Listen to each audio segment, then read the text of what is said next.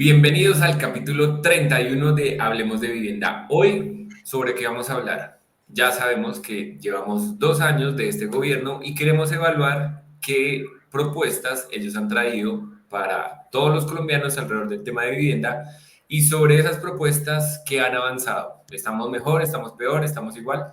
Sobre eso vamos a conversar el día de hoy. Lucas, ¿cómo te encuentras?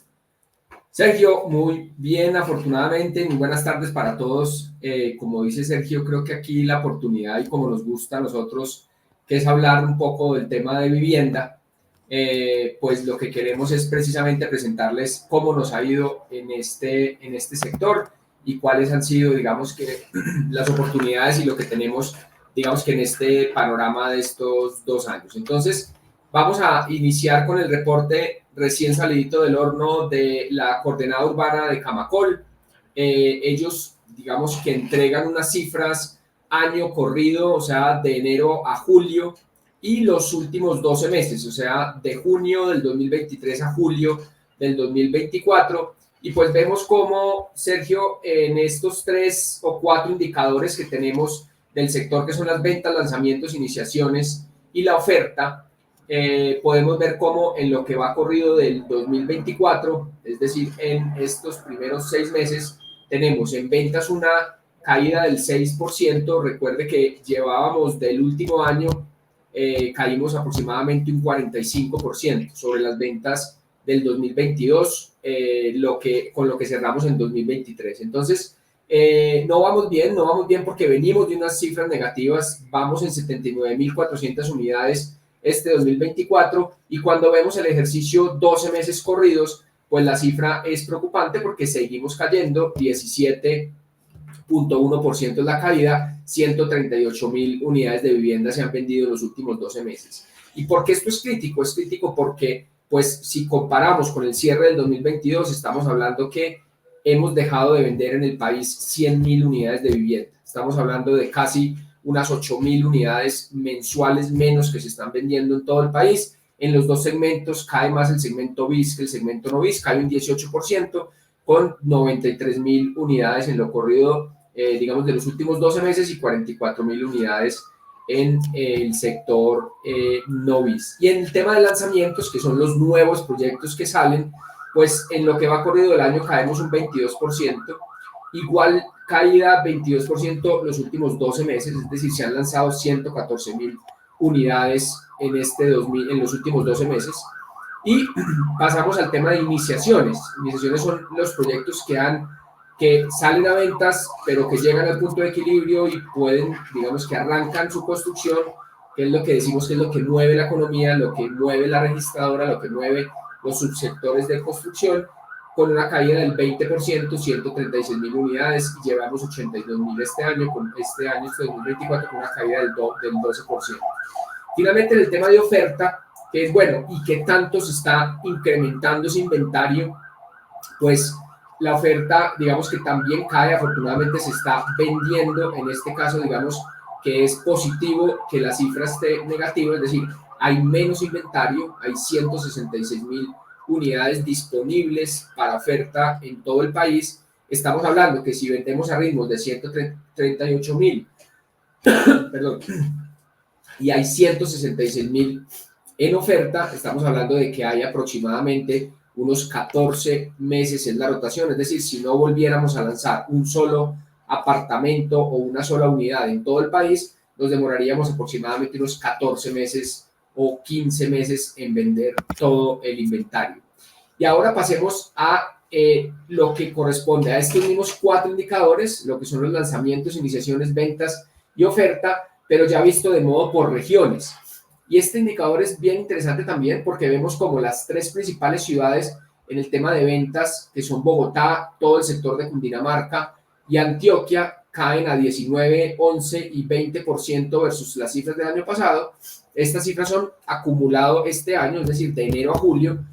Vemos que cae en total país un 6.2%, llevamos 79.000, con un porcentaje de participación de la vivienda BIS versus la vivienda no BIS de un 69%. Es decir, seguimos vendiendo el 70% de las unidades del país, se venden en vivienda de interés social. Y ahora pasemos al tema de iniciaciones, caemos todo país 12%, un 78% de participación en el sector BIS, y en los lanzamientos caemos un 22% con 56.000 unidades, con unas caídas muy importantes en temas de lanzamientos en Bogotá y Cundinamarca, 44 y 45% de caída, y Antioquia cae un 50%. Es decir, se vino a la mitad el lanzamiento de nuevos proyectos en el sector de Antioquia, cosa que me parece muy preocupante. Es decir, se venían lanzando en los primeros 7 meses del año 8.000 unidades, y este año estamos hablando de que se han lanzado solamente unos 4.000 unidades en toda Antioquia y un total de 56.000. Entonces, aquí vemos, Sergio, y lo hemos repetido en varias ocasiones, como cuando no se lanzan nuevos proyectos en la medida en la que se generan hogares, no estamos acabando o reduciendo este indicador que es muy importante, que es el tema de la vivienda, el indicador de vivienda que tiene el DANE, que es el de las unidades, ¿cómo es que se dice? El déficit habitacional, el déficit cuantitativo. Entonces, al lanzar 56.000 unidades de vivienda, está por debajo de la generación de nuevos hogares y de las viviendas que necesita. Entonces, no vamos reduciendo ese déficit, no se alcanza a atender el total del mercado de los nuevos hogares que se va generando, con lo cual lo que estamos haciendo es aumentando o incrementando cada vez más el déficit. Sergio, hasta ahí, pues digamos que son las cifras a nivel nacional, por regiones globales. Pues hablemos también de lo positivo. Hay regiones que crecen a niveles del 14, el 31%, digamos que la región del departamento de Bolívar crece, el departamento, la zona Caribe crece también, el Valle decae, aquí el Magdalena, Tolima, Santander, todas estas regiones, digamos Caldas crece un 50%, 1.400 unidades, Valledupar crece al 105%, entonces bueno, hay regiones como Nariño también, digamos que crecen un 180%, 351 unidades, tienen una participación un poco más pequeña, pero hay regiones pues que están definitivamente creciendo. ¿Algo que quieras adicionar, Sergio, en esta parte de las cifras nacionales? Pues las cifras todos los meses desde que el gobierno empezó, pues han caído. Creo que varios capítulos nosotros hemos tratado lo mismo, que las cifras pues siguen cayendo, aunque pues ya siento que este año se están estabilizando y esperamos que lo que queda corrido el año y el siguiente año pues las cifras puedan tener un repunte y empiecen a subir. No creo que suban al ritmo de lo que subió en el anterior gobierno, pero sí vamos a tener al menos como algo más estable. No vamos para abajo, sino al menos alguna estabilidad. Perfecto. Ahora pasemos, Sergio, al tema de los subsidios, que es tu fortaleza. Listo, Lucas. Entonces, este tema sí lo tengo muy bien monitoreado porque todos los anuncios del Ministerio de Vivienda yo estoy súper pendiente de lo que pasa. Pues el Ministerio de Vivienda tiene varios focos, entre esos está el Viceministerio de Agua y Saneamiento Básico, que se encarga del tema de basura y comunidad de agua. De eso no vamos a hablar, no es nuestro foco, pero lo que sí estamos muy enfocados es el tema de vivienda. El gobierno, desde que llegó al poder, ha sido muy claro cuáles son sus objetivos. Él tiene tres alrededor de la vivienda: mejoramientos, vivienda en el sector rural y vivienda para lo que ellos siempre han denominado como la Colombia profunda o la como Colombia olvidada, que son municipios de categoría 3, 4, 5 y 6, que no son ciudades principales ni ciudades aledañas a las principales. Ese es como el foco que desde un inicio dieron, después de que duramos casi 8 meses, desde el agosto del 2022 que tomaron posesión hasta abril del 2023, que tuvimos, después de casi 8 meses en silencio, conocimos su nueva política de vivienda. Hacia allá era el foco. Y pues ya 2 años después de eso, podemos dar como un panorama general de todo lo que ha pasado. Entonces, vamos a empezar con Mi Casa Ya. Ellos en su página web tienen los datos, son abiertos, son públicos, y vamos a ver esas cifras. Entonces, el primer cambio grande que tuvo este gobierno fue pasar de un sistema donde las personas aplicaban en salarios mínimos y ahora aplican con Sisbén. Deben tener una encuesta del Sisbén de A1 a D20 para poder aplicar al subsidio de Mi Casa Ya. Los montos del subsidio no cambiaron, lo único que cambió fue ese primer filtro llamado ingresos, que ahora es Sisbén. Y en ese mismo filtro pusieron un segundo filtro que eran los 6 requisitos de priorización, porque decían, listo, Van a llegar muchas personas que tienen Sisbén, pero vamos a organizar esas personas según otros requisitos de priorización, que eran qué categoría Sisbén tenías, dónde estaba ubicada la vivienda, si era VIP o BIS, si estaba en sector rural o urbano, si eras víctima de conflicto armado o si tenías una condición de vulnerabilidad. Ese tema de los 6 requisitos, que al final sumaban 100 puntos, nunca llegó a implementarse y lo empezaron a postergar año tras año, mes tras mes, y finalmente en mayo de este año 2023 lo quitaron definitivamente. Siento más que fue por una necesidad que vieron que pues ellos mismos, con tantas trabas que estaban poniendo para los subsidios, se dieron cuenta como, oiga, si ponemos eso, menos personas van a aplicar a los subsidios. Y lo quitaron definitivamente. Entonces, a hoy, el único requisito que tenemos para aplicar a Mi Casa Ya, que es el primer filtro, se llama Sisbén. Y ya los otros requisitos, pues sí, nunca han cambiado, que es no tener vivienda propia, no tener subsidios desembolsados con anterioridad. Solo aplica para viviendas nuevas VIP y BIS, y eso pues está ahí. Entonces, desde el 2023, pues ellos acá no tienen tabulado cuántos subsidios aprobaron para el 2023, pero fueron 52.000, que eran las cifras que teníamos traqueadas sobre el desempeño que tuvieron para el 2023. Pero en el 2024 sí las cifras son un poco más abiertas y afortunadamente hoy que estamos grabando el video subieron la última resolución y a la fecha ya han aprobado 34.252 subsidios, que es lo que vemos en pantalla. Y para este año quedan 15.748 subsidios. Previamente, antes de empezar la charla con Lucas, estábamos hablando como, bueno, ¿y esos 15.000 cuántos meses más alcanzan? Entonces estábamos calculando que si quedan 19 semanas del año, más o menos quedarían 828 subsidios semanales para aprobar, más o menos, un promedio. ¿Qué estamos viendo? Que semanalmente se aprueban entre 1.000 y 1.500. ¿Eso qué significa? Que si seguimos con el mismo ritmo de aprobación, los subsidios estarían acabando este año en la segunda semana de diciembre, y ya las últimas 2 semanas de diciembre pues ya no tendríamos nada. Esta dinámica creo que siempre ha pasado, desde que existen los subsidios de Mi Casa ya en las últimas semanas de diciembre no hay recursos, no hay subsidio, ya los recursos se han asignado todos. Ese es como el primer gran programa que ha tenido el gobierno, el tema de Mi Casa Ya, los subsidios asignados. El foco de ellos, pues, es la vivienda de interés prioritario, y durante el transcurso del programa se inventaron algo que se llamaba las preasignaciones para viviendas VIP, que a mí me parece realmente una buena idea, pero me faltó que lo implementaran también para las viviendas BIS. Se concentraron en las viviendas VIP y siempre les hemos mostrado estadísticas que las viviendas VIP de la torta representan menos entre el 10 al 15% de todas las viviendas en Colombia. Entonces, es un programa muy bueno, pero está en un segmento muy pequeño. Y esas preasignaciones para vivienda VIP ya vemos que han tenido frutos. Entonces, para el 2025 ya hay 3.960 subsidios preasignados de viviendas VIP, y para el 2026 172 preasignados. Eso ayuda a que las personas desde este año tengan su cierre financiero completo. Listo, Lucas. Ese es como el primer gran programa. No sé si quieras comentar algo de lo que tú has sentido o la experiencia que has tenido estos años.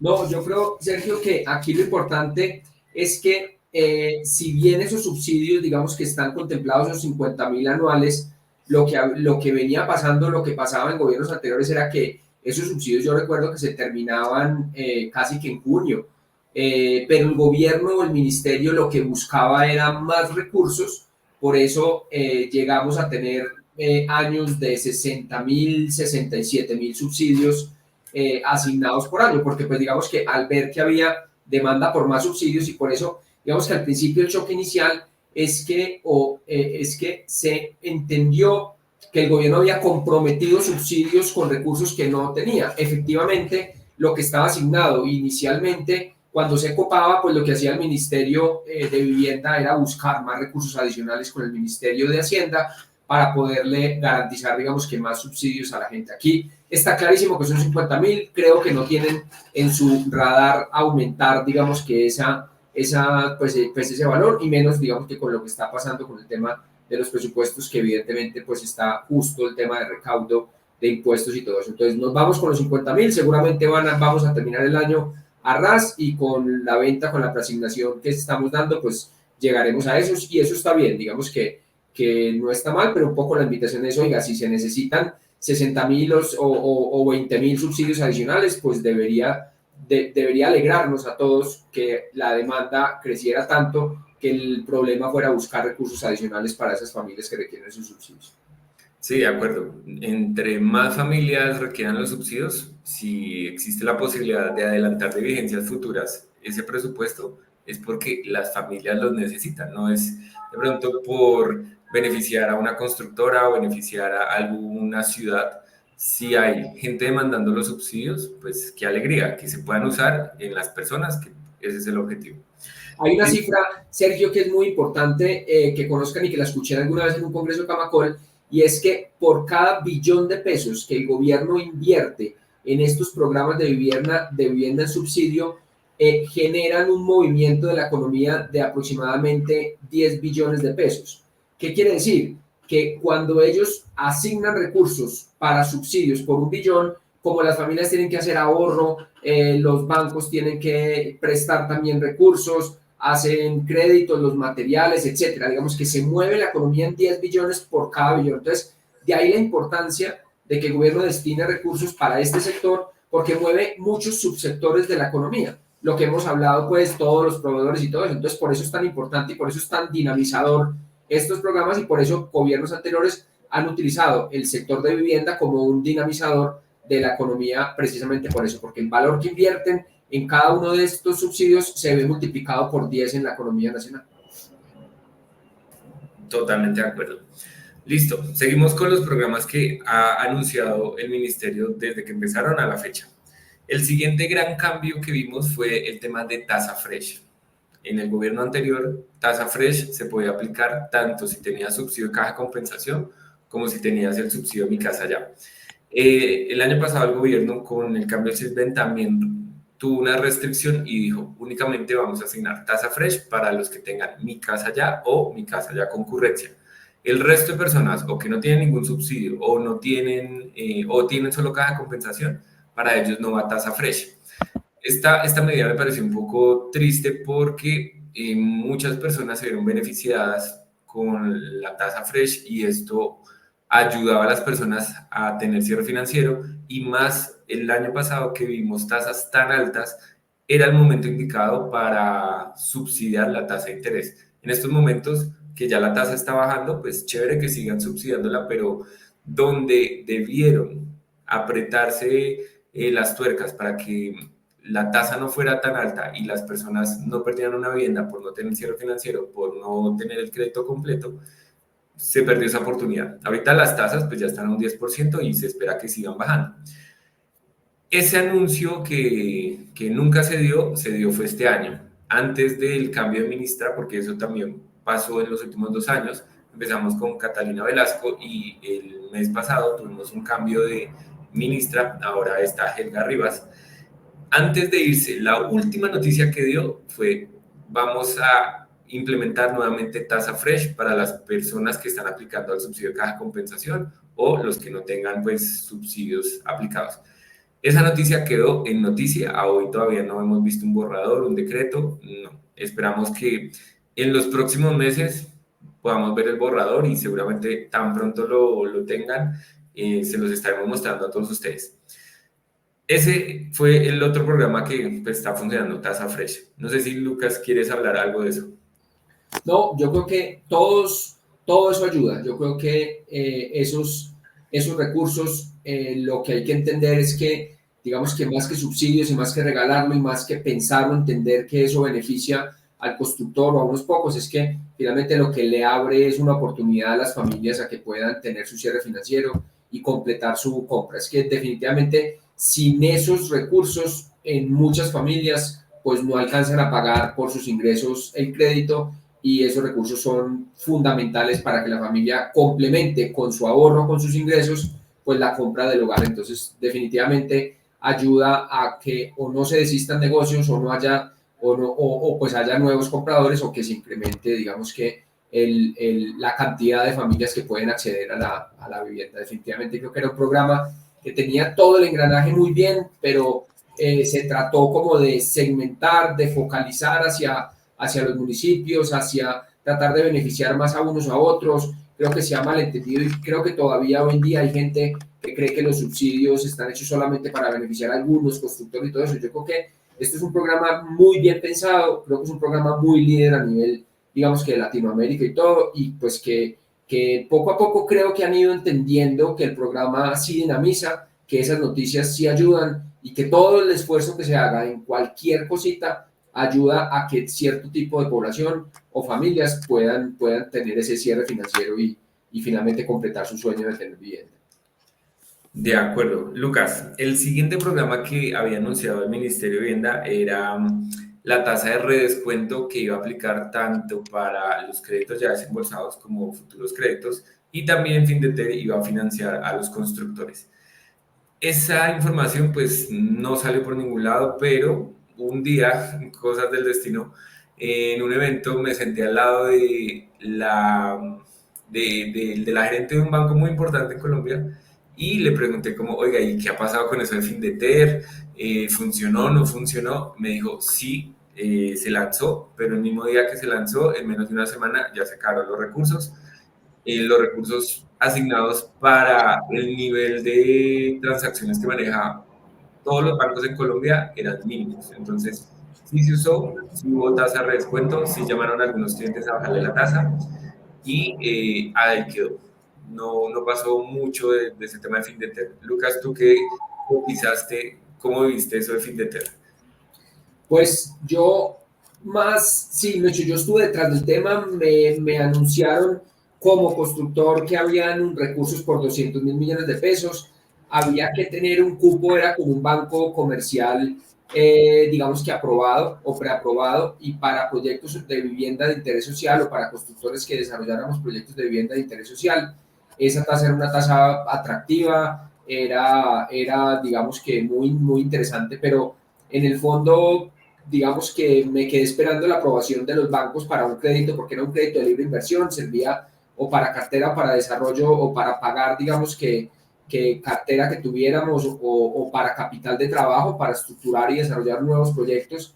Pero como tú dices, finalmente los bancos comerciales, en el caso nuestro, se demoraron mucho en aprobar la cartera de crédito porque Findeter finalmente aprobaba o digamos que era quien avalaba como ese crédito y daba las condiciones. Eso lo que entiendo es que finalmente los bancos prestan recursos que captan de los inversionistas y de los ahorros y de los CDTs y le prestan a las constructoras, pero en el caso de Findeter lo que hace es destina unos cupos, una plata, entonces no es plata del banco ni de los ahorradores, sino que se la pone Findeter y a través de ellos, pero se tiene que hacer todo el negocio a través de un banco comercial. Yo, pues digamos que estuvimos particularmente buscando recursos con esos medios, pero no, pues cuando lo que comenta Sergio, en el momento en el que pedí información, dijeron que ya se habían acabado, que estaban esperando un retanqueo, así lo nombran ellos, pero pues no, eso creo que no se ha dado y eso seguramente se va y ojalá quede en buenas manos y permita que constructores que desarrollen vivienda de interés social en el país o que ya tuvieran, digamos que aprobados esos créditos, pues puedan dinamizar. En nuestro caso no fuimos capaces de tener recursos con esas condiciones. Listo. El siguiente programa que anunciaron era son subsidios para viviendas de renovación urbana, de esas que cuestan 175 salarios.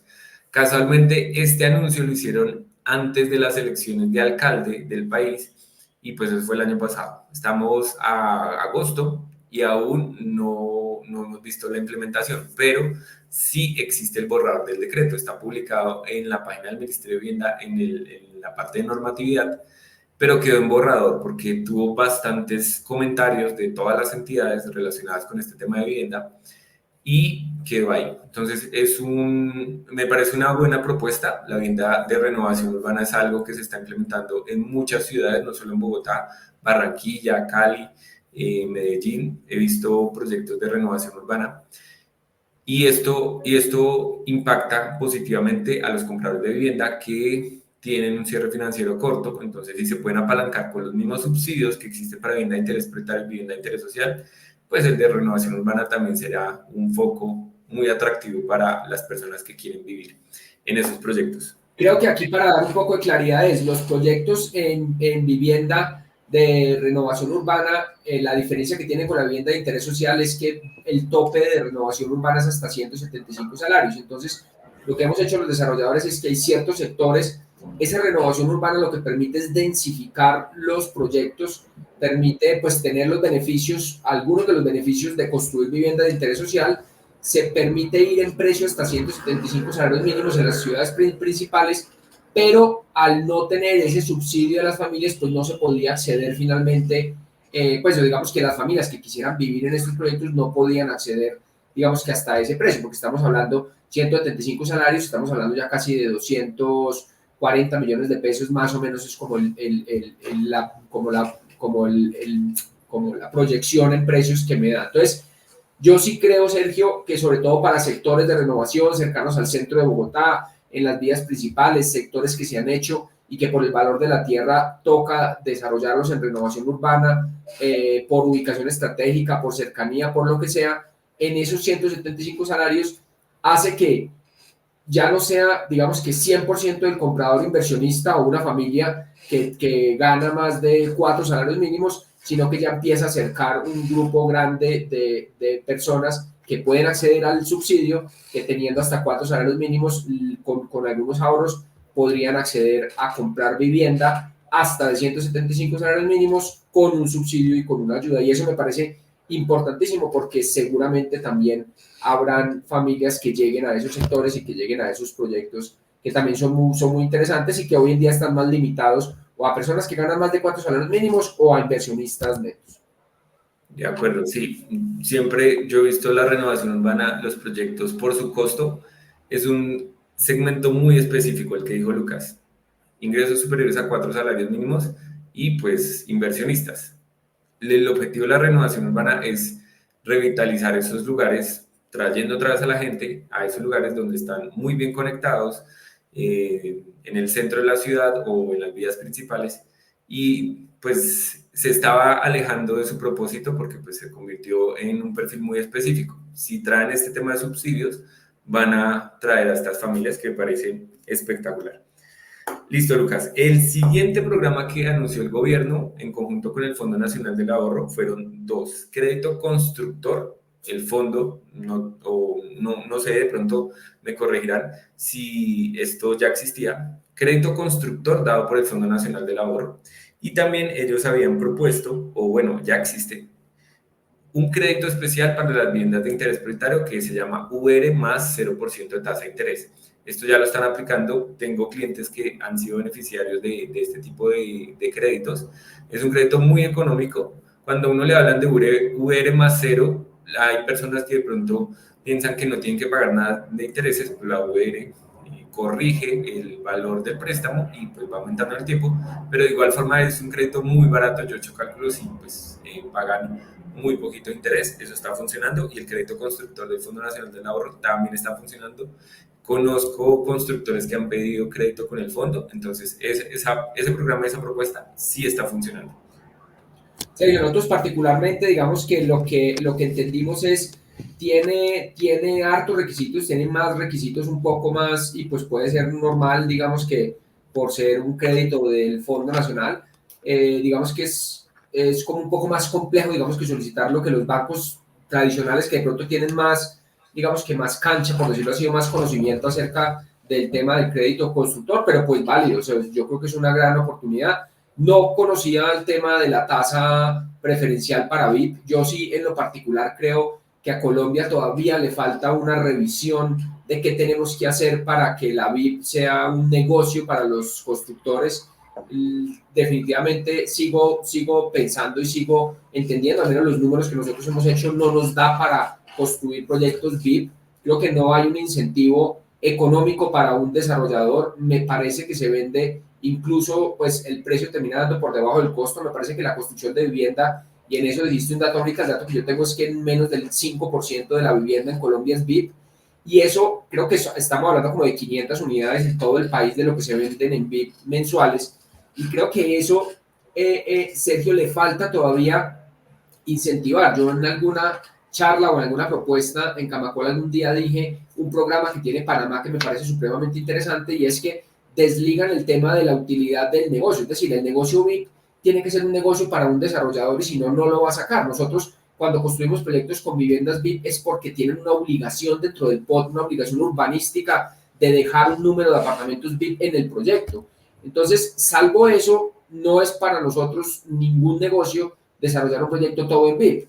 En Panamá, y ponía el ejemplo, existe un incentivo y es que el gobierno le entrega a cada constructor al final, cuando escritura la casa, le entrega creo que 10 o 15 mil dólares por cada vivienda VIP, pues allá como el símil de Panamá, le entrega al constructor como la utilidad, se la entrega al final después de escriturar y todo. Entonces, casi que le devuelve la plata al costo, la vivienda se construye al costo, que es la idea, que se venda al costo, y finalmente cuando usted terminó, entregó con servicios públicos, entregó todo, le entregan su utilidad completamente aparte. Entonces, el constructor al final tiene un incentivo de construir viviendas VIP porque sabe que desarrolla un proyecto al costo, pero que por cada unidad que entregue, que escritura al final, va a recibir 10 mil o 15 mil dólares. Entonces, creo que ese tema de las tasas puede ser por ahí, que baje un poquito el costo, pero nosotros por metro cuadrado hacer VIP a la exigencia del POT de Bogotá, que tiene que ser mínimo de 36 metros cuadrados, para escriturar un proyecto en 90 salarios mínimos, que hoy son 117 millones de pesos,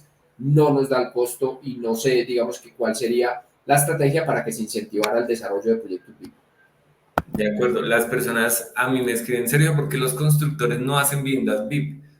Porque no hay un incentivo, no dan los números. Y las que construyen es por obligación, porque dentro de sus cargas urbanísticas tienen que dejar un porcentaje VIP. No es porque ellos hayan definido que ese proyecto va a ser VIP. Entonces, sí hay que trabajar bastante en eso, en alianza con los constructores, porque vemos que el ministerio quiere que se construya más VIP, pero pues no hay incentivos para construirlos. El gobierno no construye viviendas, los constructores sí. Hay que alinear esas dos partes de la ecuación para que lleguen a ese objetivo. Listo, Lucas. Esos son como los programas que ellos lanzaron y estaban funcionando.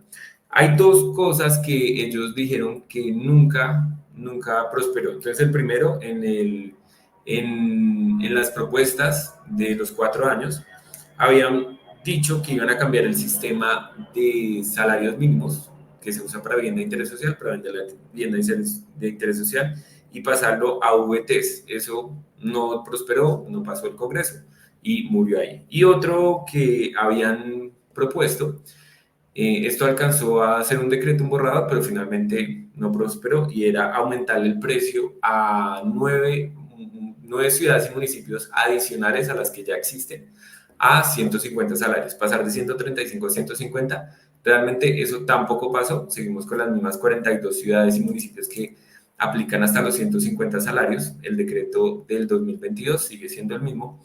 Lo que sí vimos fue cambios en el precio final de las viviendas que pueden cobrar para San Andrés, Providencia y otros requisitos que tiene que cumplir el constructor para cobrar más de 150, que eso está en borrador, aún no ha salido, pero sí avanzó como la primera etapa de discusión y ya pues está en borrador, todavía no ha sido aprobado.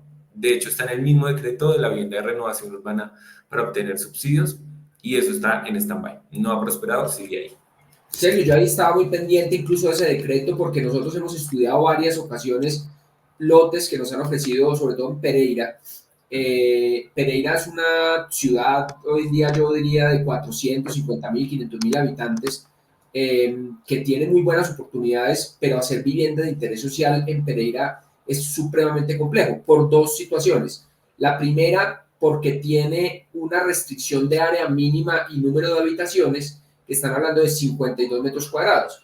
Y como el salario mínimo en Pereira, o sea, el tope BIS de Pereira son 135 salarios mínimos, esa combinación pues no da también. Sucede lo mismo que el BIP en Bogotá. Entonces, no sale o no es financieramente, digamos que rentable construir 52 metros cuadrados en Pereira para venderlo a 135 salarios mínimos. Me parece que si ese decreto saldría, podría habilitar mucha tierra, sobre todo en el eje cafetero o en Pereira específicamente, en donde se podrían vender 150 salarios mínimos y creo que se podría llegar a construir vivienda de interés social en 52 metros en ese precio. Entonces, sería muy bueno pues que agilizaran eso. Yo no sabía que eso no había, pues que eso estaba parado todavía, pero sí tengo o hemos estudiado varios proyectos en los que los números no nos dan porque tiene esas dos restricciones. Si saldría, seguramente habilitaría. Entonces, uno a veces no, pues no entiende, digamos, esos decretos, pero toda acción que haga encaminada a que se beneficie, a que al menos permita que los desarrolladores empiecen a pensar y desarrollar proyectos, pues eso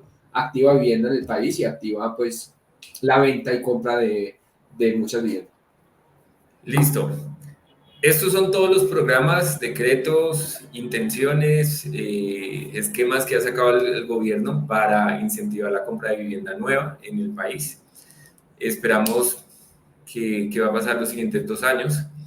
Por lo pronto, ¿qué les podemos decir? De parte nuestra, estaremos monitoreando pues todas estas buenas iniciativas. Hay partes de los programas que aplaudimos. De mi parte, les acabo de comentar cuáles me parecen muy buenos. Y hay otros que sí siento que se enfocaron mucho en un segmento, pero no han visto la realidad completa, pues que deben enfocarse mucho más en la vivienda de interés social.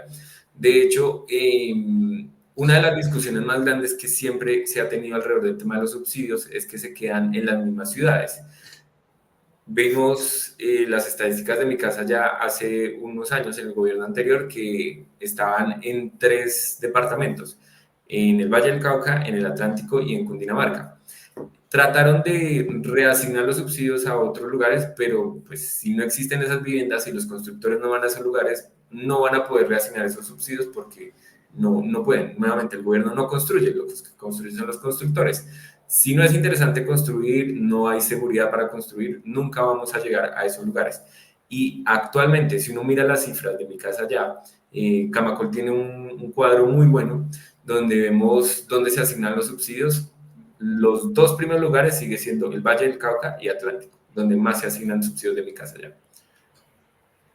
De acuerdo, eso no ha modificado mucho, ni esa estrategia finalmente funcionó para que se asignara específicamente, ni se llegara pues a sitios más apartados. No, creo que el tema es por otro lado, creo que hay que incentivar de alguna u otra forma llegar a esos lugares y afortunadamente pues en las principales ciudades el tema de cajas de compensación y ahorita pues creo que lo miramos en nuestro video anterior, pero las alcaldías han hecho un trabajo extraordinario en mirar cómo reactivar, incluso la alcaldía de Bogotá, y ayer estaba viendo, están buscando renovar el centro, buscar, digamos que coger aproximadamente unos 50 edificios en un sector cercano del centro que eran oficinas y que estaban para restaurarlos, para habilitar viviendas. O sea, yo creo que la alcaldía tiene absolutamente claro que tiene que renovar la ciudad, que tiene que dar oportunidades, que tiene que incentivar el tema de vivienda y creo que lo van a hacer muy bien y en eso lo que son las cajas de compensación y los programas de las alcaldías y todo eso,